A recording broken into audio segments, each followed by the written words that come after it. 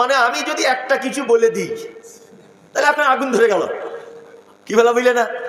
মানে সে সব পাখিতে মাছ খাচ্ছে, সমস্যা নেই। মমতাজুল যদি একটা কিছু বলে তাহলে লেগে গেল। এখন সাংঘাতিক ব্যাপার, মানে আমাকে ঘর থেকে বার হওয়াই মুশকিল, এমন ভাবে লেগে যাচ্ছে। আর সোশ্যাল মিডিয়াতে যারা দেখছেন না, এরা শুধু খুঁজছে কোন জায়গাটায় ফল্ট হবে, কোন জায়গাটা মিস করবে, আর কোন জায়গাটা বিতর্কিত কিছু হবে, একদম সঙ্গে সঙ্গে ওইটুকু কেটে আগে ছাড়বে। তবে একটা কথা বলি শুনুন, মোবাইলে কিছু দেখে মানুষের ব্যাপারে কিছু ভাববেন না। মোবাইলে এটাও দেখা যাচ্ছে নরেন্দ্র মোদী হাসিনাকে বিয়ে করেছে, আবার বাচ্চা হয়েছে। মোবাইলে দেখতে পাওয়া যাচ্ছে না? পাওয়া যাচ্ছে কি যাচ্ছে না? এটা কি সত্যি? মোবাইলে দেখতে পাওয়া যাচ্ছে এড়ে গরুর দুটো বাছুর হয়েছে, অরিজিনাল বলছি, মোবাইলে দেখতে পাওয়া যাচ্ছে। এটা কি সত্যি? আমি 1000 কথা বললাম বক্তব্যতে, 1000। আমি তো মানুষ, আমার একটা কথা ধরে নেন মিস হয়ে গেল, একটা কথা এদিক ওদিক হয়ে গেল। এই যারা সোশ্যাল মিডিয়া আছে, রিপোর্টার যারা আছে, ওইটুকু জায়গাটা আগে ছাড়বে, ওইটুকুটা আগে।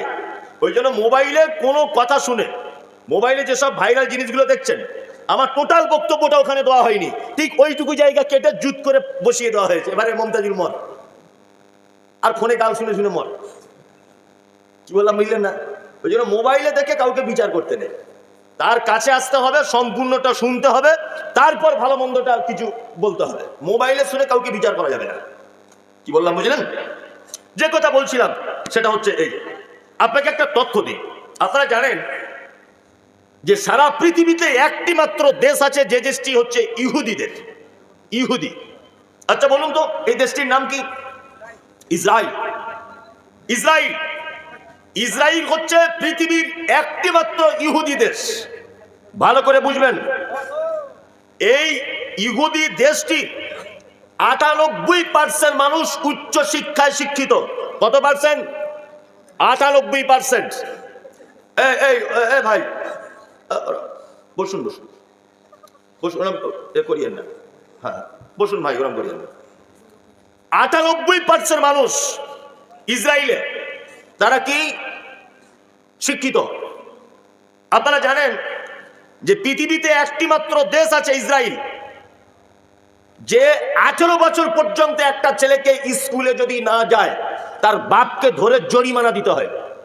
18 বছর বয়স পর্যন্ত কোন ছেলে যদি লেখাপড়া না শেখে, কোন মেয়ে যদি লেখাপড়া না শেখে, তাহলে তার বাপকে কি দিতে হয়? সরকারকে জরিমানা দিতে হয়। আমাদের যেমন হেলমেট না থাকলে জরিমানা হয়, রাস্তাতে রং সাইডে চললে যেমন জরিমানা দিতে হয়, পৃথিবীর একটি দেশ আছে 18 বছর আগে যদি কোনো সন্তান কাজ করে তাহলে তার বাপকে, সরকারকে জরিমানা দিতে হয়।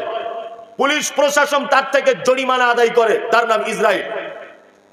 ইসরায়েল দেশের 98% মানুষ শিক্ষিত।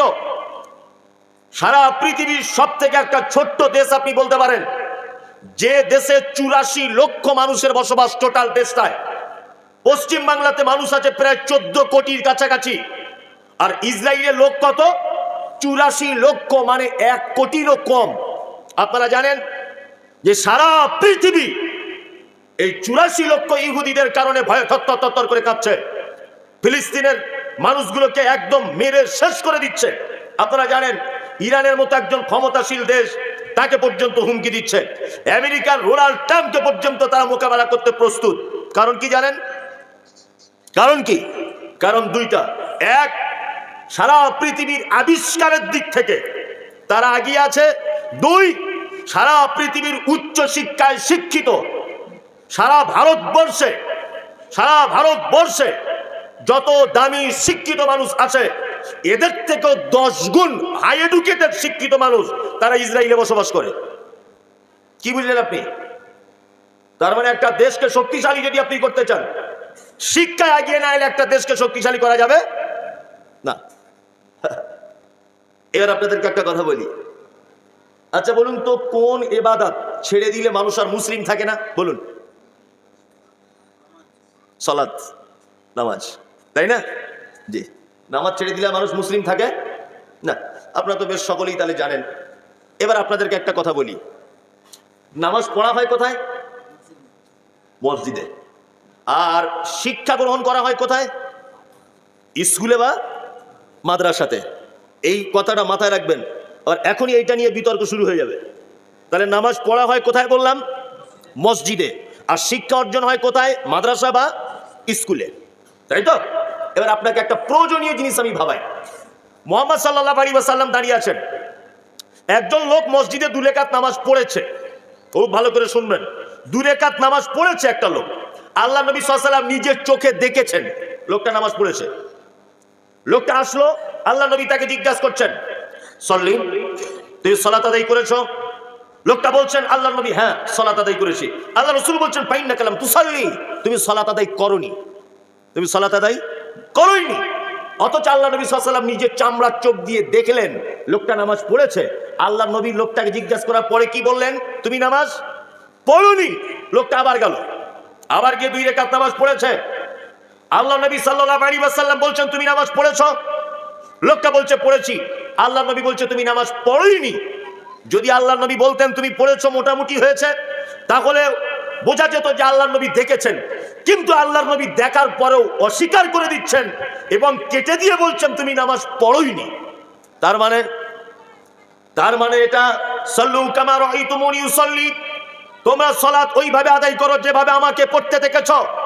তার মানে মুহাম্মদ সাল্লাল্লাহু আলাইহি ওয়াসাল্লাম লোকটার সালাতকে অস্বীকার করে দিলেন এই কারণে যে ওই লোকটার সালাত, ওই লোকটার নামাজ আল্লাহ নবী সাল্লাল্লাহু আলাইহি ওয়াসাল্লামের মতো করে হয়নি। তাই আল্লাহ নবী সাল্লাল্লাহু আলাইহি ওয়াসাল্লাম একেবারে বাতিল করে দিচ্ছেন তার নামাজকে। তার মানে বলুন, মসজিদে নামাজ পড়তে যাওয়ার আগে নামাজের পদ্ধতি, নামাজের নিয়ম কানুন, এই শিক্ষাটা আগে অর্জন করার দরকার আছে না নেই? আছে, আছে। তার মানে বুঝতে পারা যাচ্ছে মসজিদে নামাজ পড়তে যাওয়ার আগে যেতে হবে কোথায়? শিক্ষা প্রতিষ্ঠানে নামাজের পদ্ধতি সম্পর্কে জানতে হবে। কি বললাম কিছু বুঝতে পারছেন তো? শিক্ষার ব্যাপারে কোনো কম্পিটিশন নাই, কোনো কম্পিটিশন নাই। অথচ আমাদের, আল্লাহু আকবার, আপনারা কবে বুঝবেন? এই আমার দিকে ফিরুন। আমি একজন ভালো রাঁধুনি, এলাকাতে আমার খুব নাম, মুমতাজুল ইসলাম বিখ্যাত রাঁধুনি। তা আপনার বেটির বিয়েতে আমি রান্না করতে গেলাম। তা আপনি তখন আমাকে বলছেন আপনার নাম ডাক তো খুব বেশি রান্নায়, তা ভাই তেল, আদা, রসুন আর পেঁয়াজ ছাড়া একটু রান্না করুন তো, কেমন টেস্ট হয় দেখি। আচ্ছা, আমি যত দামি রাঁধুনি হই, পেঁয়াজ, তেল, আদা, রসুন ছাড়া আমার রান্নার স্বাদ জীবনে হবে? তুমি সব মশলা দিবে তবেই তো আমি ভালো রাঁধুনি। হ্যাঁ, আমরা বলছি লোকটা নামাজি। কে বলেছে নামাজি? কে বললো নামাজি? ও সূরা ফাতিহা জানে না, ও এখনো পর্যন্ত রুকু দোয়া জানে না, ও এখনো পর্যন্ত বায়াত বাণী জানে না, ও এখনো তাশাহুদে বসে থাকা দোয়া জানে না, ও এখনো পর্যন্ত রুকু দোয়া জানে না, ও এখনো পর্যন্ত সূরা ফাতিহা সঠিক করে বলতে পারে না। ও কেমন নামাজি? শুনুন, রাঁধুনির যেমন রান্নার উপকরণ না থাকলে সে যেমন রাঁধুনি তার রান্নার স্বাদ পায় না বা তার কারিগরি দেখাতে পারে না, ঠিক তেমন একটা নামাজের উপকরণ যেটা ছাড়া নামাজ হয় না, তার নামাজের পদ্ধতি বা সেই যেখানে যে দোয়াগুলো পড়তে হয় সেই দোয়াগুলো জানা। যেমন মশলা ছাড়া একটা রান্নার প্রকৃত স্বাদ আসে না, দোয়া ছাড়া, পদ্ধতি ছাড়া, ঠিক তেমন নামাজের পরিপূর্ণ স্বাদ পাওয়া যায় না। ওই জন্য নামাজ পড়ার আগে নামাজের পদ্ধতির শিক্ষা অর্জন করার দরকার আছে না নেই? নামাজে হাত বাঁধে কোথায়? আল্লাহু আকবার, এখানে। যে কেউ যদি এরকম পিঠে বাঁধে পিছন দিক দিয়ে, কেন হবে না? কেন? তাহলে কোন জায়গায় বাঁধতে হয় এই শিক্ষাটা আগে অর্জন করার দরকার আছে না নেই? আছে না নেই? আচ্ছা, তাহলে মুসলিম জাতির সর্বপ্রথম যেটা দরকার, শিক্ষায় এগিয়ে আসা। শিক্ষায় আজকে দেখুন সারা পৃথিবী জুড়ে মসজিদের কম্পিটিশন। ওদের গ্রামে 4টে মসজিদ, 12টা এসি লাগানো, ওদের 4টে মানে বিশাল বড় বড় মিনার, আমাদের 12টা মিনার করতে হবে। কিন্তু বড় দুঃখ যে ওই মসজিদের আন্ডারে নামাজ শিক্ষা কি করে হবে, কোরআন তেলাওয়াত কি করে শিখবে, একটা ছেলে জানাজার দোয়া কি করে শিখবে, নামাজের দোয়া কি করে শিখবে, এই মক্তব একটা ওই মসজিদের আন্ডারে নাই। অথচ মসজিদ নিয়ে কম্পিটিশন, কোরআন শিক্ষার ব্যবস্থা নাই। ওই জন্য বলবো প্রত্যেক জায়গাতে, প্রত্যেক মসজিদে শিক্ষা প্রতিষ্ঠান গড়ে তোলা, অন্তত পক্ষে একটা করে উন্নত মানের মক্তব তৈরি করা জাতির এখন ফরজ হয়ে গেছে। মক্তব ছাড়া মসজিদ হবে না। আগে মক্তব তৈরি করুন, আগে নামাজের পদ্ধতি শিখুন, তারপরে মসজিদে ঢুকবেন। আগে মসজিদে ঢোকার পদ্ধতি জানুন, কোনটা প্রয়োজন কোনটা অপ্রয়োজন এটা জানতে হবে না? মোটা করে যা কিছু করে দিলাম তা নয়। আপনাকে আমি এটা অনেক দিন থেকে বলতে চাইছি, শিক্ষার ব্যাপারে জাতিকে আগিয়ে আনা হোক, আগিয়ে আনা হোক। আপনি বুঝতে চাইছেন না শিক্ষার গুরুত্ব কতটা? এই বলুন তো, বাড়িতে কুকুর পোষা যায় কি যায় না বলুন? যায়? যায় না তো? আল্লাহ নবী কি বলেছেন? আল্লাহ নবী সাল্লাল্লাহু আলাইহি ওয়াসাল্লাম তিনি বলেছেন যে কেউ যদি বাড়িতে কুকুর যদি ইচ্ছাকৃতভাবে লালন পালন করে, কুকুর ইচ্ছাকৃতভাবে, তাহলে প্রত্যেক দিন তার আমল নামা থেকে 2 উহুদ পাহাড়ের সমান নেকি মাইনাস করে দেওয়া হবে। ইচ্ছা করে যদি কেউ বাড়িতে কুকুর রাখে, তাহলে প্রত্যেক দিন তার আমল নামা থেকে কি করা হবে? নেকি মাইনাস করে দেওয়া হবে। মনোযোগ দিয়ে শুনবেন।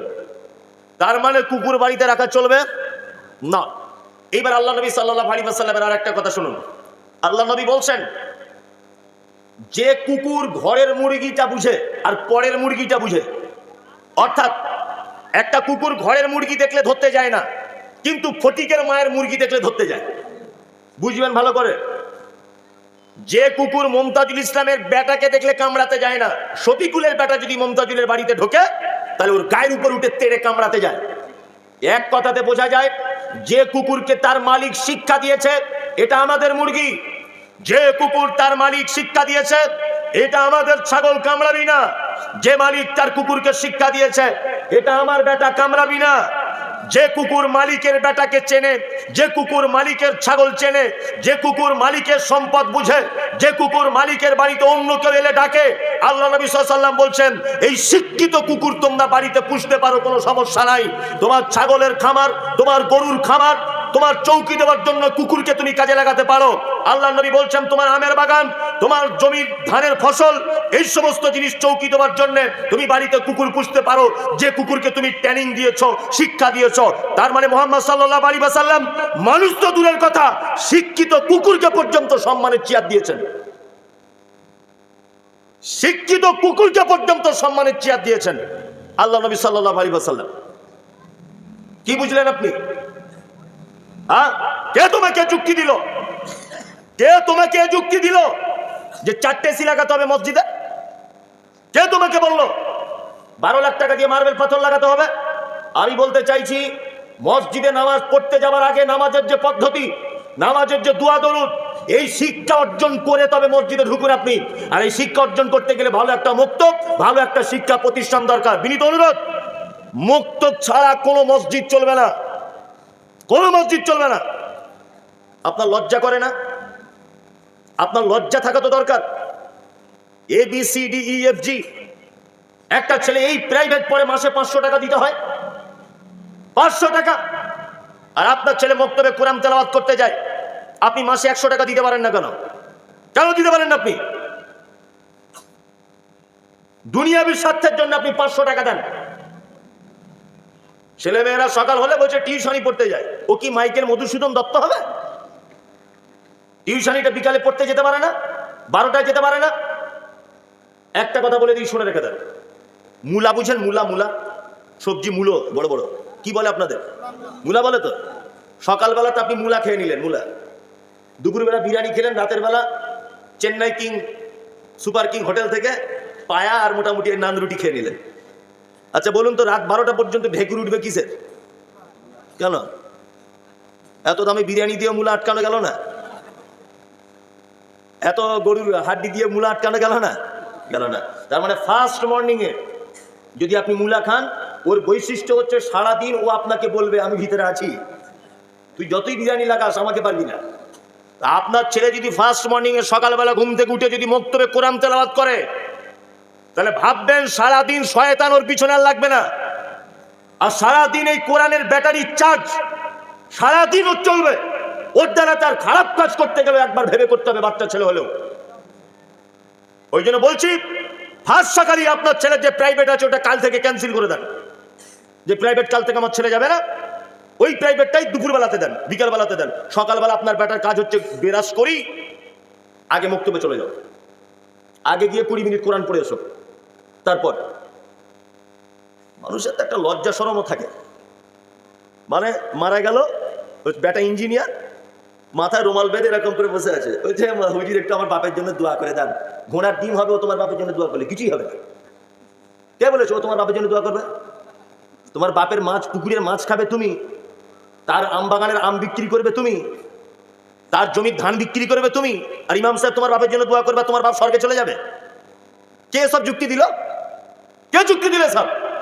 অন্তত পক্ষে আপনার বেটাকে মক্তবে পাঠান যে তোকে মৌলভী সাহেব হতে হবে না, বাপ জানাজার দোয়াটা শেখ, আমি মরে গেলে রব্বির হামহুমা কামা রব্বাইয়ানি সাগীরা, এই দোয়াটা যদি বলতে পারিস একটু, এটা শেখ। এ কেমন বাপ আপনারা? কেমন বাপ?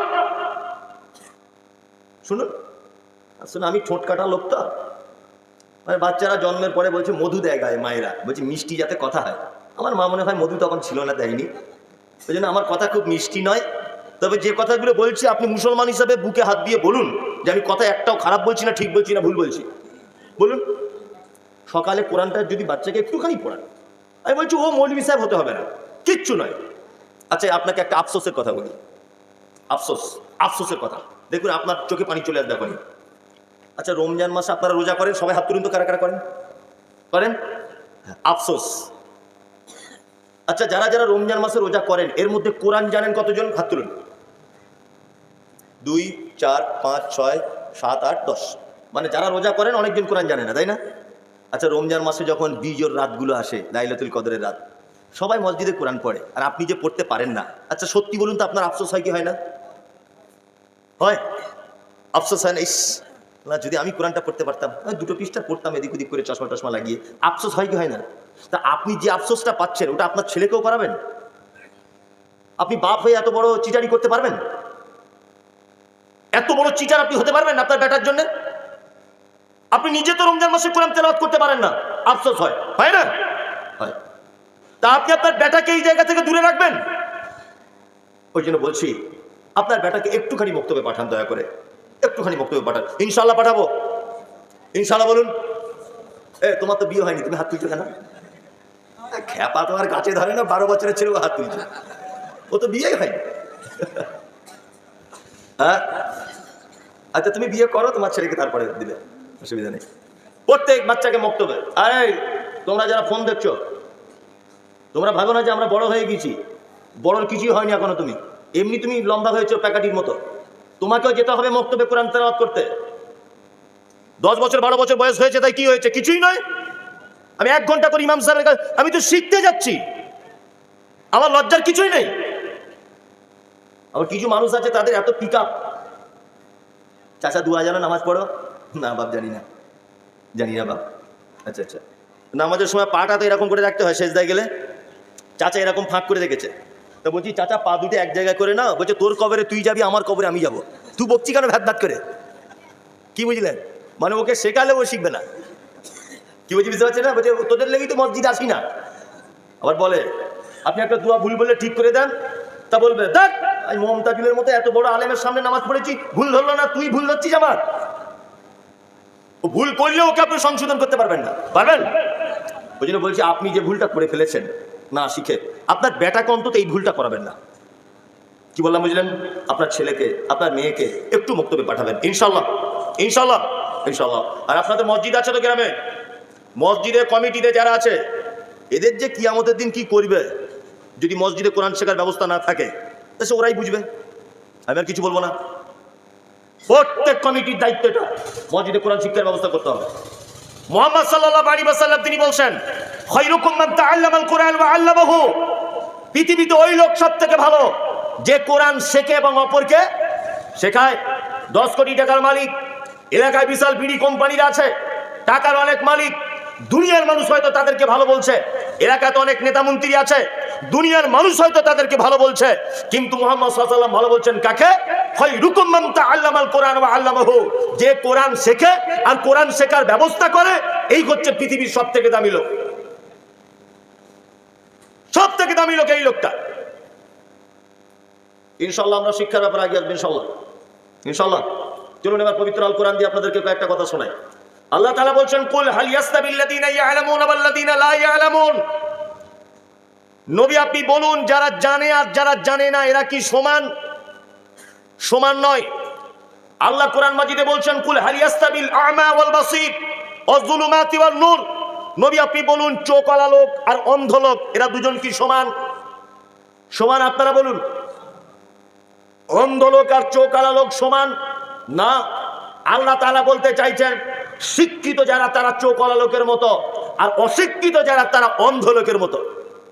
আল্লাহ কোরআন মাজিদে বলছে আরিজানি জাহিলিন, মুহাম্মদ সাল্লাল্লাহু আলাইহি সাল্লামকে আল্লাহ বলছেন মুহাম্মদ সাল্লাল্লাহু আলাইহি সাল্লাম আপনি অশিক্ষিত মানুষদের কাছ থেকে দূরে থাকুন।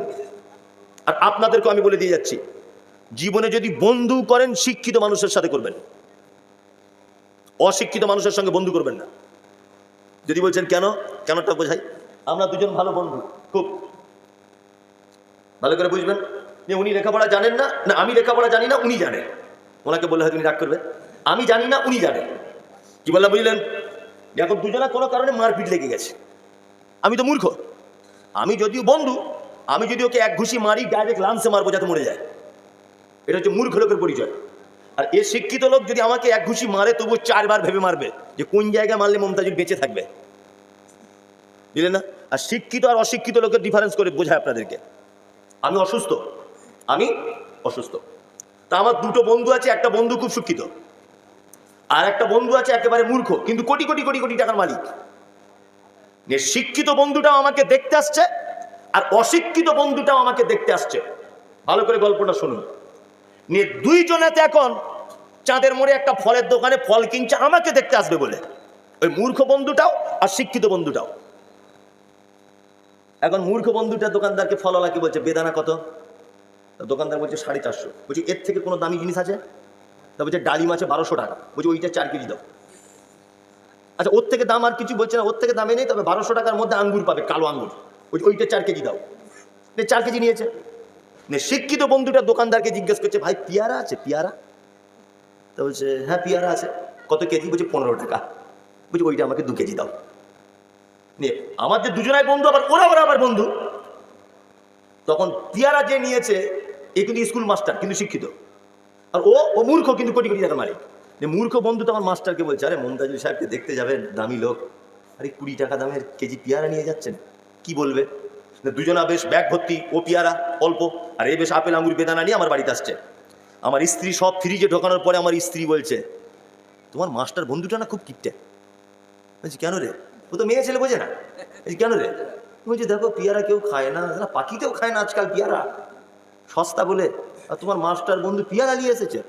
দেখো তোমার কোটিপতি বন্ধু দেখো 1200 টাকা দামের ওই বড় বড় আঙ্গুর ফল নিয়ে এসছে আর বড় বড় ডালিম। আচ্ছা বলুন তো শিক্ষিত আর মূর্খের ভিতরে কিছু ডিফারেন্স আপনারা দেখতে পেলেন? কিচ্ছু পাননি। আমি বললে তবে দেখতে পাবেন। 2 কেজি ডালিমে যে ভিটামিন আছে একটা পেয়ারাতে একই ভিটামিন আছে। ওই জন্য আমার শিক্ষিত বন্ধু ভেবেছে আমার 2400 টাকা দিয়ে 2 কেজি ডালিম মমতাজুল ইসলাম অসুস্থ অবস্থায় খেলে ওর শরীরে যে উপকার হবে, 5 টাকার একটা আপেল 5 টাকার একটা পেয়ারা খেলে একই ভিটামিন হবে। ওই জন্য শিক্ষিত মানুষ পেয়ারা কিনেছে সস্তা হলেও ভিটামিন বেশি বলে, আর ও মূর্খ সম্মান বেশি পাবে বলে দামি মাল কিনেছে অথচ ভিটামিন নাই। কি বলছি বুঝতে পারছেন না? এই হচ্ছে শিক্ষিত বন্ধুর সঙ্গে বন্ধুত্ব করার উপকার। কি বললাম বুঝলেন? চলুন এইবার আপনাদেরকে আর একটা কথা, মজার কথা শোনাই। শিক্ষিত মানুষদেরকে আল্লাহ সুবহানাহু ওয়া তাআলা সম্মান দিয়েছেন, সম্মান দেননি? ওয়া আল্লামা আদামাল আসমাআ কুল্লাহা সুম্মা আরাদাহুম আলাল মালাইকাতি ফাকালা আনবিউনি। আদম আলাইহিস সালামকে যখন আল্লাহ তাআলা তৈরি করলেন, আদমকে ডেকে আল্লাহ সুবহানাহু ওয়া তাআলা বলছেন আদম, এটা হিমসাগর আমের গাছ, ওটা মমতাজুল ইসলাম, ওটা বট গাছ, ওটা লিচুর গাছ, ওটা কদবেলের গাছ, ওটা পাতিলেবুর গাছ। পৃথিবীর সমস্ত জিনিসের নাম বলে দিলেন আদম আলাইহিস সালামকে। কে বললেন? আল্লাহ। এবার আল্লাহ সুবহানাহু ওয়া তাআলা ফেরেশতাদেরকে ডাকছেন, ডাকার পরে বলছেন ফেরেশতারা বলো এইগুলোর নাম কি বলো। ফেরেশতারা বলছে আল্লাহ আমরা তো জানি না, আপনি যতটুকু বলে দিয়েছেন ততটুকু জানি। তখন আল্লাহ বলছে দেখো এই আদম তুমি বলো। আদম একেবারে গাট গাট গাট গাট গাট গাট গাট করে সব নাম বলে দিলেন। আল্লাহ সুবহানাহু ওয়া তাআলা ফেরেশতাদেরকে বলছেন ফেরেশতারা এই আদমকে সিজদা করো। আদমকে সিজদা করেছিলেন না? একজন করেনি, কে?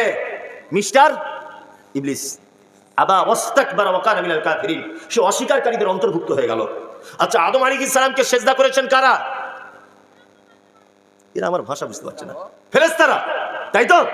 তাহলে আদম আলাইহিস সালামকে ফেরেশতারা সিজদা করলো কেন? জ্ঞানের দিক দিয়ে বড়, তাই সব জিনিসের নাম বলে দিতে পারলেন, আর ফেরেশতারা বলতে পারলো না। এই কারণে আপনাদেরকে কি বলবো, আল্লাহ সুবহানাহু ওয়া তাআলা পবিত্র আল কোরআনের ভিতরে বলছেন মারাত্মক একটি লোকের কথা, সেই লোকের কথাটা আপনাদের সামনে আমি উল্লেখ করবো ইনশাআল্লাহ। কোরআনটা দেখি, উল্লেখ করে দিচ্ছি। যদি বলছেন মৌলভী সাহেব কোন শিক্ষায় শিক্ষিত করব, শিক্ষা তো দুই প্রকারের, একটা দ্বীনের শিক্ষা, একটা দুনিয়াবী শিক্ষা। তা আমরা কি শুধু হাদিস কোরআন পড়বো? না, তালাবুল ইলমি ফরিদাতুন আলা কুল্লি মুসলিমিন। মুহাম্মদ সাল্লাল্লাহু আলাইহি ওয়াসাল্লাম তিনি বলেছেন যে প্রত্যেক মুসলিম নরনারীর জন্য দ্বীনের জ্ঞান অর্জন করা কি ফরজ। কতটুকু ফরজ? আমরা আলেম ওলামারা বুঝিয়েছি, মাদ্রাসায় পড়তে হবে, বড় পাগড়ি মাথায় নিতে হবে, আর কি করতে হবে, আর একটা হাতে লাঠি নিতে হবে, তারপরে মৌলভী সাহেব হতে হবে, এটা ফরজ। আমি মুমতাজুল ইসলাম বলছি না, ফরজ ইসলামের বেসিক জিনিসগুলো জেনে নেওয়া। তার বেসিক জিনিসগুলো যদি আপনি জেনে নেন, কোনটা হারাম, কোনটা হালাল, কোনটা জায়েজ, কোনটা না জায়েজ, নামাজ কি করে পড়বেন, পিতামাতার সঙ্গে কেমন ব্যবহার করবেন, এই বেসিক জিনিসগুলো যদি আপনি জেনে যান, তাহলে আপনার ফরজ আদায় হয়ে গেল। তারপরে আপনি মাইকেল মধুসূদন দত্ত হন, রবীন্দ্রনাথ ঠাকুর হন, তারপরে আপনি কাজী নজরুল ইসলাম হন, আমাদের কোনো আপত্তি নাই। কিন্তু আপনাকে দুইটাই শিক্ষায় শিক্ষিত হতে হবে। দ্বীনের শিক্ষা অর্জন করা যেমন ফরজ, দুনিয়াবী শিক্ষা অর্জন করাটাও তেমন বাধ্যতামূলক। যদি বলছেন কেন, আপনাকে আর একটা জিনিস দেখাই, মজার কথা। আমি এখন বড় আলেম, শুধু হাদিস কোরআন জানি। আচ্ছা বলুন তো দেখি, আমার স্ত্রীর এখন কিডনিতে পাথর হয়েছে, কিডনিতে। আচ্ছা বলুন তো, হাদিস কোরআন দিয়ে ঝাড়ফুঁক দিয়ে ওই পাথর নামাতে পারবো? পারবো না? পারবো কি? পারবো না। তাহলে কি করতে হবে? অপারেশন করতে হবে। তো আমি মৌলভী সাহেব হাদিস কোরআন দেখে দেখে এরকম করে অপারেশন করতে পারবো? যে দেখি হাদিসে কোথায় লেখা আছে কাঁচিটা কিভাবে চালাতে হয়, এটা হাদিস আছে না। তার মানে আমার স্ত্রীর কিডনিতে পাথর বার করতে গেলে দুনিয়াবী জ্ঞানের দরকার আছে না নেই? দুনিয়াবী জ্ঞানের দরকার আছে না নেই? আছে। দুইটা জ্ঞানেরই প্রয়োজন আছে। এবার আমি আপনাদেরকে দেখাবো আল্লাহ সুবহানাহু ওয়া তাআলা জ্ঞানী মানুষদের কিভাবে দাম দিয়েছেন। আমরা জ্ঞানী মানুষদের দাম দিই? দিই না। আমরা জ্ঞানী মানুষদের দাম দিই না। আমাদের অবস্থাটা বলি 5 মিনিট, দেখুন কেমন আপনার কাছে লাগে। আমি মুমতাজুল ইসলাম, আমি একেবারে অশিক্ষিত, একেবারে। আর এই লোকটা খুব শিক্ষিত, শুধু শিক্ষার উপরই কথা। এই লোকটা খুব শিক্ষিত, আমি মূর্খ, পচা মূর্খ। নিয়ে আমরা দুজনা ভোটে দাঁড়িয়েছি। ও দাঁড়িয়েছে মানে নির্দল থেকে, আর আমি দাঁড়িয়েছি রানিং পার্টি থেকে। আমি মূর্খ না, আমি টিএমসি নাম বলবো না, আমার এমনিতেই অবস্থা খারাপ চলছে। রানিং পার্টি মানে বুঝে না, আমি নাম বলবার বলবে টিএমসি হয়ে বলছে, এইটা কি আবার হাইলাইট করবে। তা উনি দাঁড়িয়েছেন নির্দলে, আর আমি রানিং পার্টিতে। আজকে ভোট হয়ে গেল, কালকে রেজাল্ট আউট। আচ্ছা বলুন তো, জেতার সম্ভাবনা কার? Running party. তার মানে আমি মূর্খ, এই যে পচা মূর্খ আমি জিতে গেলাম, তাই তো? আমি ধরে নেন এখন জিতে যাবার পরে চলে গেলাম পার্লামেন্টে, এমপি হলাম, ধরে নেন পার্লামেন্টে গেলাম। পার্লামেন্টে গিয়ে এখন রায়বার হচ্ছে যে মুর্শিদাবাদের চাঁদের মোড়ের মসজিদটা ভাঙতে হবে। ভালো করে বুঝবেন, আমি তো মূর্খ, জানি না। আমি এরকম চেয়ারের উপরে পা তুলে দিয়ে পার্লামেন্টে বসে আছি, সবাই ইংলিশে সই করছে, চাঁদের মোড়ে মসজিদ ভাঙতে হবে। আমি মুসলমান, আমিও সই করে দিয়েছি। এইটা এখন পরের দিন মোবাইলে ভাইরাল হয়েছে, শালা মুমতাজুল মসজিদ ভাঙতে হবে, তার হয়ে সই করে দিয়েছে। 10 শালাকে মাস শালাকে ওকে আর ভোট দেবো না। ভালো করে বুঝবেন। হই হই হই হই হই হই হই হই। আচ্ছা অরিজিনাল কি আমি মসজিদের বিরুদ্ধে লোক না? ওই ইংলিশে লেখা আছে মসজিদ ভাঙতে হবে না, মসজিদে তালা মারতে হবে, আমি তো জানি না, মূর্খ, পচা মূর্খ। আমি সই করে দিয়েছি বাংলাতে। তার মানে বুঝতে পারা যাচ্ছে যে আমি মুমতাজুল পার্লামেন্টে পৌঁছেছি, এটা আমার দোষ না, দোষ আপনার। আপনি আমার মতো পচা মূর্খকে ওই জায়গায় পাঠালেন কেন? আমার মতো পচা মূর্খকে ওই জায়গায় পাঠালেন কেন? আপনি কেন পাঠালেন? আপনার তো উচিত ছিল একটা শিক্ষিত মানুষকে ভোট দেওয়ার, একটা জ্ঞানী লোককে ভোট দেওয়া উচিত ছিল। কি আর বলবো, আমার তো ইমান আমার কিছু নাই। ভোটের আগের দিন 200 টাকা দিয়েছে, উল্টে দিয়েছে ভোট। কঠিন ব্যাপার, বুঝলেন তো? গরিব মানুষ, মেয়ে ছেলে বুঝে না, না না বুঝে না। তা পঞ্চায়েত ভোটের শাড়ি দিতে গেছে রাতের বেলা লুকিয়ে, যে খালা আমাদের ভোটটা দিও। খালা তখন বলছে তোদের শাড়ি কেমন কোয়ালিটি দেখি আগে। খালা দেখে বলছে আরে এ তো লোকাল শাড়ি, ওরা মিনু শাড়ি দিয়ে গেছে। তাহলে কোন দিকে দেবে বা তুই বল। মানে তুমি 10 টাকার মিনু শাড়ির পরিবর্তে ভোট দাও, তুমি তো এই তো তোমার অবস্থা। কি বলছি বুঝতে পারছেন না? শিক্ষিত মানুষকে মূল্যায়ন করুন সর্বক্ষণ। আপনাকে একটা মারাত্মক শিক্ষিত মানুষের সম্মান নিয়ে কথা বলবে। পৃথিবীতে একটা দেশ আছে, দেশটির নাম হচ্ছে দুর্ভিক্ষের মহাদেশ বলা হয়, যে দেশের অধিকাংশ মানুষ গরিব, তার নাম হচ্ছে দক্ষিণ আফ্রিকা। কি নাম? দক্ষিণ আফ্রিকা। এই দক্ষিণ আফ্রিকার একটি শহরের নাম হচ্ছে হাবাসা, যেখানে বলে না হাবশি দেশের মানুষ হযরতে বেলাল বলে না, আসলে জায়গাটার নাম হাবশি নয়, হাবাসা। বর্তমানে যে জায়গাটার নাম হচ্ছে ইথিওপিয়া। কি বললাম বুঝলেন? এই ইথিওপিয়াতে একটা লোকের জন্ম হয়েছিল, লোকটির নাম হচ্ছে লোকমান। কি নাম? লোকমান। সুবহানাল্লাহ। পবিত্র আল কোরআনে লোকমান নামে একটা সূরা আছে, জানেন? আছে না? আছে। লোকমান নবীও ছিলেন না, রাসূলও ছিলেন না, সাধারণ মানুষ। তবে আল্লাহ খুব জ্ঞান দান করেছিলেন, খুব জ্ঞান। লোকমান হাকিম তার বেটাকে কয়েকটা শিক্ষা দিয়েছিলেন। তার বেটাকে আল্লাহ সুবহানাহু ওয়া তাআলা তার বেটাকে দেওয়া শিক্ষাকে এত সুন্দর করে পবিত্র আল কোরআনের ভিতরে নোট করে দিয়েছেন, সুবহানাল্লাহ। আমি সেই তার বেটাকে দেওয়া শিক্ষাটা আপনাদের সামনে পরিবেশন করছি। আপনি দয়া করে আপনার বেটাকে কাল সকালে এই শিক্ষাগুলো দিবেন, ইনশাআল্লাহ। ইনশাআল্লাহ। আল্লাহ তাআলা বলছেন কি, ওয়াইয ক্বালা লুকমানু লিইবনিহি ওয়া হুয়া ইয়াইযুহু ইয়া বুনাইয়া লা তুশরিক বিল্লাহ ইন্নাশ শিরকা লাযুলমুন আযীম।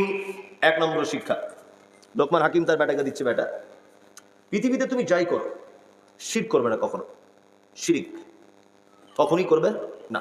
আর পৃথিবীতে যত বড় অপরাধ আছে, শিরকের থেকে বড় অপরাধ আর কোনো অপরাধ নেই, শিরক।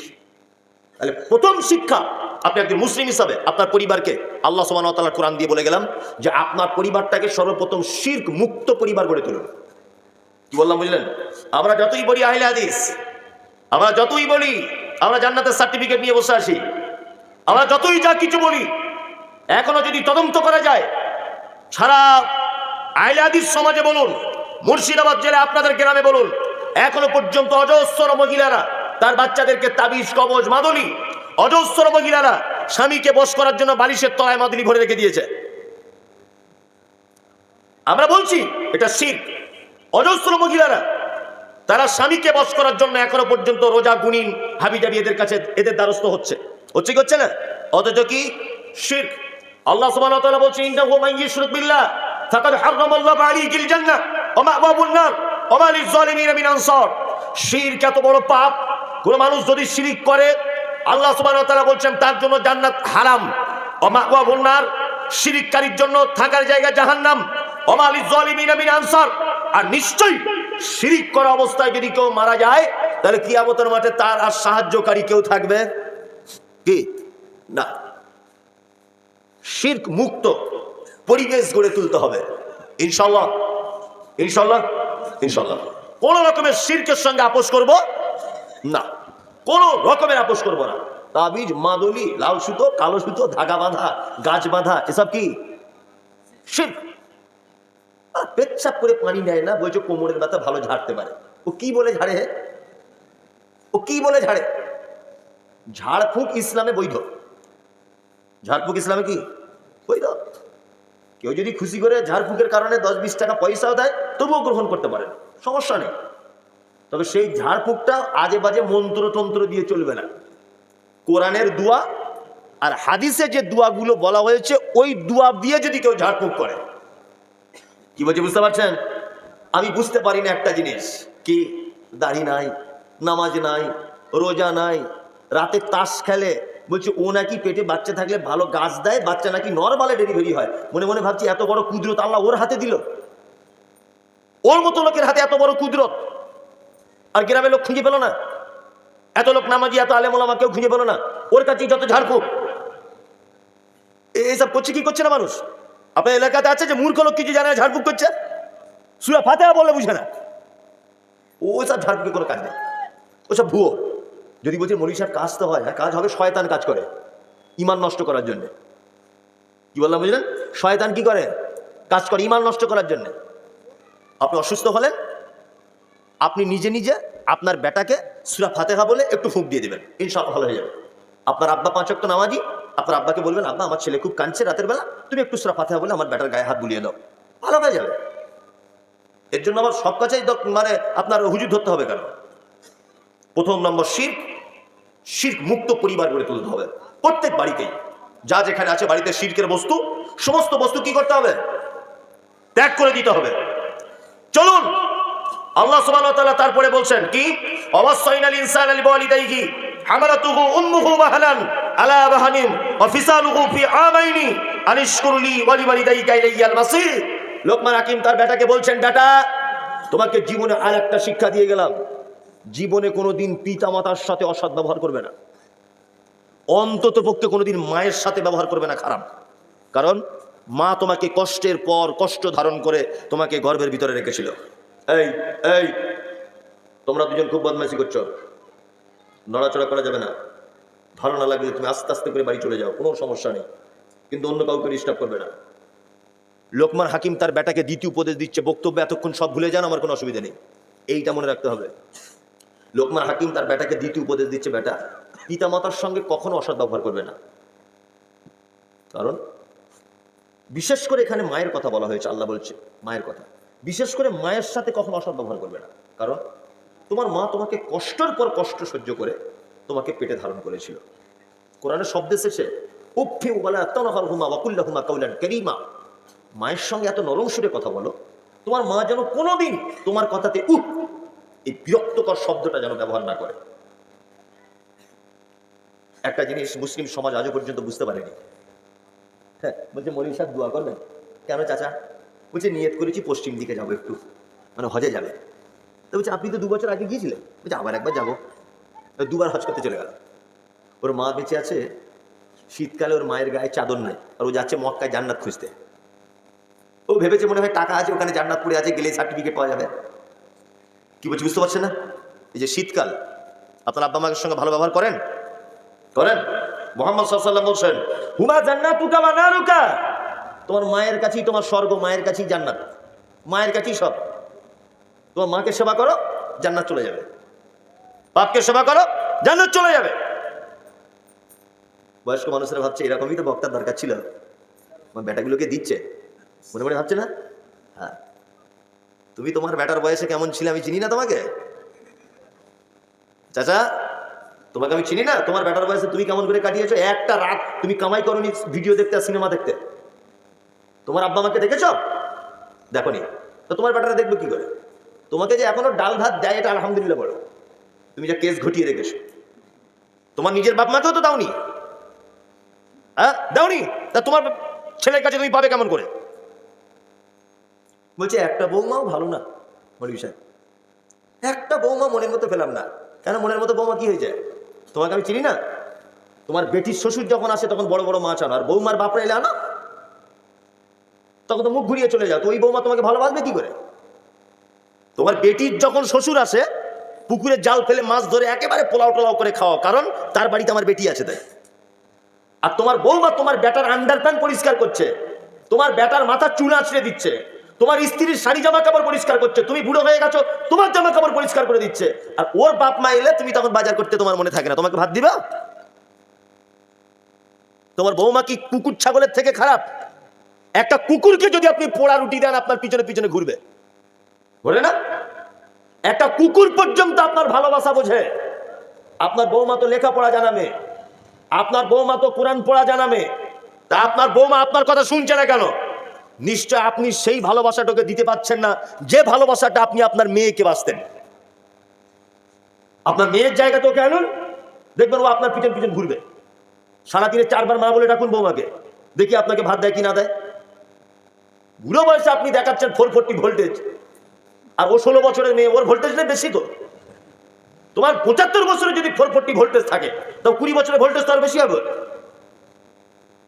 কি বলছি বুঝতে পারছে না? 4 বার দিনে মা বলে ডাকুন বৌমাকে, দেখি তো আপনাকে ভালোবাসে কি বাসে না। চলুন আপনাকে এবার আর একটা কথা আমি বলে দিই, খুব দামি কথা। এটা মক্তবের মসজিদের উন্নতি কল্পে জলসা নাকি? হ্যাঁ, তো লোক আর বেশিক্ষণ থাকবে না, 12টা 10 বাজে। আমি আর একটা গুরুত্বপূর্ণ কথা বলে দিই। সব থেকে উত্তম খরচা করা দান করার জায়গা কোনটা জানা আছে? জানা নেই। আমরা জানি মসজিদে দিলে নাকি বেশি হয়, মাদ্রাসায় দিলে নাকি বেশি হয়, হ্যাঁ মক্তবে দিলে নাকি বেশি হয়, ঈদগাহে দিলে নাকি বেশি হয়। আল্লাহর কোরআন কি বলছে? কোরআন বলছে ইয়াসালুনাকা মাযা ইউনফিকুন কুল মা আনফাকতুম মিন খাইরিন ফালিল ওয়ালিদাইন ওয়াল আকরাবিন ওয়াল ইয়াতামা ওয়াল মাসাকিন ওয়া বনিস সাবিল ওয়া মা তাফআলু মিন খাইরিন ফাইন্নাল্লাহা বিহি আলিম। মুহাম্মদ সাল্লাল্লাহু আলাইহি ওয়াসাল্লামকে জিজ্ঞাসা করা হচ্ছে, নবী আপনি বলুন পৃথিবীতে যত জায়গায় খরচা করার জায়গা আছে, যত জায়গায় মানুষ দান সাদাকা করে, উত্তম খরচা করার জায়গা কোনটা? আল্লাহ নবী সাল্লাল্লাহু আলাইহি ওয়াসাল্লামকে আল্লাহ কোরআন দিয়ে জানাচ্ছেন, কুল, নবী আপনি বলুন, মা আনফাকতুম মিন খাইরিন ফালিল ওয়ালিদাইন, সন্তান তার পিতামাতার জন্য যে টাকাটা খরচা করে এটা হচ্ছে পৃথিবীর শ্রেষ্ঠ খরচা করার জায়গা। শুনুন, মসজিদে দান করেছেন 10,000, নেকি হতে পারে 10,000। কোন শীতের সময় যদি চাঁদের মোড় থেকে, ধুলিয়ান বাজার থেকে, ওমরপুর থেকে 20 টাকা দিয়ে যদি একটা মোজা কিনে আনেন, 20 টাকা দিয়ে, আর আপনার মাকে যদি দিয়ে বলেন, মা শীতকালে তুমি ফজরের নামাজ পড়তে ওঠো, অজু করার পরে তোমার ঠান্ডা লাগে, ওই জন্য তোমার জন্য 20 টাকার মোজা এনেছি। 1 লাখ টাকা দান করে যে নেকি, 20 টাকা দিয়ে মায়ের জন্য মোজা কিনে দিলে তার থেকে কোটি কোটি গুণ নেকি বেশি। আল্লাহ বলেছেন, মা আনফাকতুম মিন খাইরিন ফালিল ওয়ালিদাইন, পৃথিবীতে উত্তম খরচা করার জায়গা সন্তান তার আব্বা এবং মায়ের জন্য যে টাকাটা খরচা করে। জীবনে ধনী হতে চান? ধনী, আমি একদম অন্তরের কথা আপনাকে বলে দিচ্ছি, আপনার স্ত্রীকে ঈদের সময়তে আপনি 5,000 টাকা দামের একটা শাড়ি দিবেন, ও আপনার জন্য কোনোদিন দোয়া করবে না। ও এতটুকু বলবে, শাড়িটা খুব ভালো হয়েছে, কোনোদিন অন্তর থেকে আপনার জন্য দোয়া করবে না।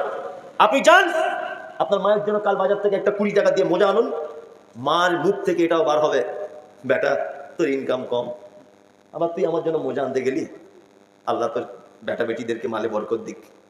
এই কথাটা মা বলবে। তোমার বউকে তুমি 10 লাখ টাকার একটা কিছু কিনে দাও, তবু প্রশংসা করবে না। আমি তো নিজে ভুক্তভোগী এগুলো, আমি তো বিবাহিত জীবন পার করছি, কত কিছু যে কিনে দিচ্ছি, জীবনে প্রশংসা নেই, অকৃতজ্ঞ। এত জলসা করছি, এ করছি, এখানে ওখান থেকে যাচ্ছি, বাড়ি যাচ্ছি, কত কি যে নিয়ে যাচ্ছি, এখন আমার গাড়ির ডিগ্গিতে কত কি যে ভরা আচল লেগে, তবুও বাড়ি গেলে কোনোদিন নাম নাই। শুধু বলবে তুমি জীবনে কি করেছো, তোর জন্য এত কিছু করলাম, তুই বলছিস জীবনে কি করেছো, কৃতজ্ঞতা নেই। অথচ আমি নিজে পরীক্ষা করাবো, আমার মাকে যদি ভাত খাচ্ছি পাশাপাশি বসে, একটা গোশ পিস আমি খেতে পাচ্ছি না, মায়ের পাতে তুলে দিলাম, আমার মা ওটা আমার পাতে ঘুরিয়ে দিয়ে বলে, পাগল তুই অল্প বয়স, তুই বেশি করে খা, আমি কি খেতে পারি? আমি নিজের একদম বাস্তব কথা বলছি।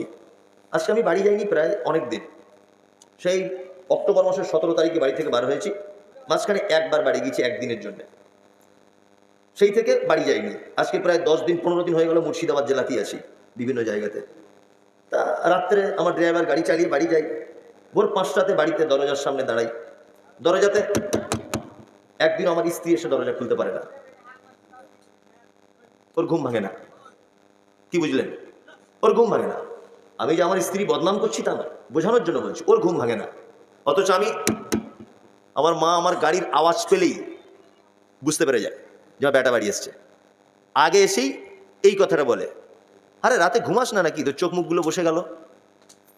প্রথমেই এই কথাটা বলে যে রাতে ঘুমাস না নাকি, জলসা করে কোথাও আরাম করে ঘুমাবি, চোখ মুখগুলো বসে যাচ্ছে, চেহারা খারাপ হয়ে যাচ্ছে। এর নাম মা। এর নাম কি? মা। মা কে জানেন তো? ছোট্ট একটা জিনিস বোঝাই। আপনি ব্লাড ক্যান্সারে ভুগছেন, আল্লাহ না করুক, ডাক্তার বলেছে 3 মাস মতো বাঁচবে। আপনার স্ত্রী না বলতো আপনাকে গলা জড়িয়ে, সোনা তোমাকে ছাড়া বাঁচবো না? ওই স্ত্রী যেদিন শুনবে 3 মাস আমার স্বামী আর বাঁচবে, ও ফোনে ফোনে দেখবেন অন্য ছেলেকে ফিট করে রেখেছে। শুধু নিঃশ্বাসটা বার হওয়া পর্যন্ত আপনার জানাজার খাট চলে যাবে কবরে, 3-4 দিন করে কাঁদবে, 6 দিনের মাথায় তার সঙ্গে একটু চাঁদের মোড়ে দেখা করবে, 4 মাস 10 দিন পরে তাকে বিয়ে করে নেবে। আর ওর বাপও এই কথা বলবে, বিয়াই আপনার ছেলে তো বেঁচে নেই, মেয়েটা থেকেই বা কি করবে? যে সোনা বলে এক বালিশে মাথা দিয়ে আদর করে শুতো, তার চরিত্র এটা, তাই না? আপনি 3 মাস বিছানায় পড়ে থাকুন, 4 মাস আপনার স্ত্রী দেখবে বিরক্ত হয়ে আপনাকে সেবা করা ছেড়ে দিবে, আর মনে মনে ভাববে মরে গেলেও তো হতো, অন্য ছেলেকে বিয়ে করে নিতাম, ফালতু টেনশন। ভালো করে বুঝবে, আপনি 3 মাস বিছানায় পেচ্ছাপ পায়খানা করুন, পৃথিবীর কোনো মা বলবে না আল্লাহ আমার ছেলেটাকে তুমি তুলে নাও। মা গভীর রাত্রে পর্যন্ত উঠে বলবে, আল্লাহ আমার ছেলেকে ভালো করে দাও, আল্লাহ তুমি আমাকে নিয়ে নাও, আমার ছেলেকে ভালো করে দাও, আল্লাহ তুমি আমার জীবনটা নিয়ে নাও, আমার জীবনের বিনিময়ে আমার ছেলেকে একটু ভালো করে দাও। এটা মা বলবে কি বলবে না? ওই জন্য বলছি, জান্নাত কোথাও নেই। আল্লাহ নবী বলছেন তোমার মায়ের পায়ের তলে জান্নাত। বাড়িতে যাদের মা আসে, অবশ্যই যদি কথাবার্তা না হয়, কোনো রাগ টাগ করেন, রাত্রে গিয়ে ক্ষমা চেয়ে নেন, মা আমি ভুল হয়ে গেছে, আমি তো তোমার সন্তান, তুমি আমাকে ক্ষমা করে দাও, রাত্রে ক্ষমা চেয়ে নেন। যদি আপনার মায়ের সঙ্গে কথাবার্তা না হওয়ার কারণে আপনি যদি মারা যান, তাহলে আপনার জান্নাত যাওয়া বড় মুশকিল, খুব বড় মুশকিল। যদি বলছেন আপনারা করেন বাপ মায়ের সেবা, আলহামদুলিল্লাহ, আপনারা যথাযথভাবে চেষ্টা করি আব্বা মায়ের কোনো ত্রুটি না হওয়ার। তারপরে হয়তো বাড়িতে থাকতে পারি না, কোনো ত্রুটি হয়ে যেতে পারে, আমি মানুষ। আপনাকে আর একটা কথা বলছি, আপনার স্ত্রী কিন্তু আপনার আব্বা মায়ের সেবা করবে না, এটাই ঠিক। ও পরের মেয়ে আপনার আব্বা মায়ের সেবা যত্ন করবে কেন? শাশুড়িকে সেবা যত্ন করতে বৌমারা বাধ্য নয়, ইসলাম ওটা বলেনি যে বৌমা শাশুড়ির সেবা যত্ন করবে। মানুষ হিসাবে সেবা যত্ন করছে, এটা আলাদা ব্যাপার, কিন্তু হাদিস কোরআন ওদেরকে আদেশ করেনি যে বৌমা করবে। করতে হবে আপনাকে। আপনার মায়ের পেচ্ছাপ আপনাকে পরিষ্কার করতে হবে, আপনার মায়ের পায়খানা আপনার স্ত্রী পরিষ্কার করবে না, আপনাকে করতে হবে। আপনার স্ত্রীর দয়া দেখিয়ে করলো, ওটা আলাদা বিষয়, ও নেকি পাবে, ও নেকি পাবে। কি বলছে বুঝতে পারছেন? ও নেকি পাবে। দয়া করে ইসলাম মায়ের মর্যাদা এত এত উচ্চ স্থানে দিয়েছে, এত উচ্চ স্থানে। আল্লাহ কোরআন মাজিদের শব্দ ব্যবহার করেছে উক্ষুমালা তারহামা, শব্দটুকু বলো না। চমৎকার একটা হাদিস আপনাদেরকে বলি। আচ্ছা, আমি যদি এখন আপনার জন্য বদদুয়া করি, তাহলে আমার বদদুয়া কবুল হতে পারে, নাও পারে, কোনো ভ্যালু আছে? নাই। আচ্ছা, আল্লাহর নবী যদি কারোর জন্য বদদুয়া করে, বলুন, আল্লাহর নবী কারোর জন্য যদি বদদুয়া করে, তাহলে এই দোয়া লাগবে কি লাগবে না? লাগবে, লাগবে। এবার একটা হাদিস শুনুন। আল্লাহ নবী সাল্লাল্লাহু আলাইহি ওয়াসাল্লাম জুম্মার দিনে খুতবাতে উঠলেন, ঠিক এইভাবে 3টে ধাপ। একটা ধাপে তিনি দাঁড়ালেন, দাঁড়িয়ে বললেন আমিন। আর একটা ধাপের উপরে উঠলেন, উঠে বললেন আমিন।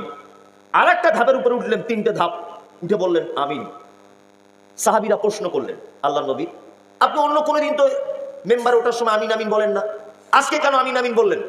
আল্লাহ নবী সাল্লাল্লাহু আলাইহি ওয়াসাল্লাম বলছেন যে আমি দেখতে পেলাম জিবরিল আমিন 3টে লোকের জন্য বদদুয়া করছেন, অভিশাপ করছেন 3টে লোকের জন্য। এক হচ্ছে ওই লোক যে তার পিতা মাতাকে তার জীবদ্দশাতে পেল, দুজনের মধ্যে একজনকেও পেল, নয় মাকে পেল নয় বাপকে পেল, তাদের সেবা যত্ন করার মাধ্যমে জান্নাত যেতে পারলো না। জিবরিল বলছেন তার নাক যেন মাটিতে মিশে যাক, আল্লাহর নবী বলছেন আমিন। বুঝলেন? আল্লাহর নবী বললেন আমিন, জিবরিল আমিন দোয়া করছেন ওই লোকের নাক মাটিতে মিশে যাক, ওই লোকের নাক মাটিতে মিশে যাক যে তার পিতা মাতার ভিতরে একজনকেও পেল তার জীবদ্দশাতে, তাদের সেবা যত্ন করে জান্নাত যেতে পারলো না। 2, যে মাঘে রমজান মাস পেল 30টা সিয়াম পালন করে তার গুনাহগুলোকে ক্ষমা করতে পারলো না। 3, যেখানে আমার নাম উচ্চারিত হলো অথচ আমার নামে দরুদ পড়লো না, এই 3 জন লোকের নাক যেন মাটিতে মিশে যায়। জিবরিল আমিন দোয়া করছেন, আল্লাহ নবী বলছেন আমিন। আল্লাহ কবুল করো। কি বুঝলেন? প্রথম নম্বরে কাকে আনা হয়েছে? আব্বা মা। প্রথম নম্বরে কাকে আনা হলো? আব্বা মা। স্ত্রীকে ভালোবাসতে হবে, স্ত্রীকে ভালোবাসতেই হবে, কোনো উপায় নেই। কিন্তু আপনার মায়ের ভালোবাসা যেন কোনো রকমের ত্রুটি না হয়, এটা মাথায় রাখবেন। স্ত্রীকে ভালোবাসবেন, ও ভালোবাসার জিনিস, কিন্তু মায়ের এবং বাপের ভালোবাসা যেন কম না পড়ে যায়। লোকমান হাকিমের পক্ষ থেকে আল্লাহ সুবহানাহু ওয়া তাআলা 2টি কথা উল্লেখ করেছেন, সেই 2টি আপনাদেরকে আমি উল্লেখ করে দিলাম। 1, শিরিক মুক্ত পরিবার গড়ে তুলতে হবে। 2 নম্বর হচ্ছে পিতামাতা সঙ্গে সৎ ব্যবহার করতে হবে। তারপরে অনেক উপদেশ আছে, অনেক শিক্ষা, যেগুলো বলার মতো আর সময় পরিস্থিতি নেই। রাত্রি 12:30 বাজে। এখানে একটা মুক্তব হবে না, হচ্ছে মসজিদ, এই মসজিদটার জন্য মসজিদ নতুন হচ্ছে, ও হয়ে গেছে কিছু কাজ বাকি, রিপেয়ারিং। মক্তব আছে তো মসজিদে? নেই? এই জলসায় যা টাকা হচ্ছে কালেকশন, মসজিদ আগামী বছরে রিপেয়ার করবেন। এই বছরে যা টাকা হবে, কালকে থেকে একটা মক্তব চালু করুন, মসজিদে কোরআন পড়ার ব্যবস্থা করুন।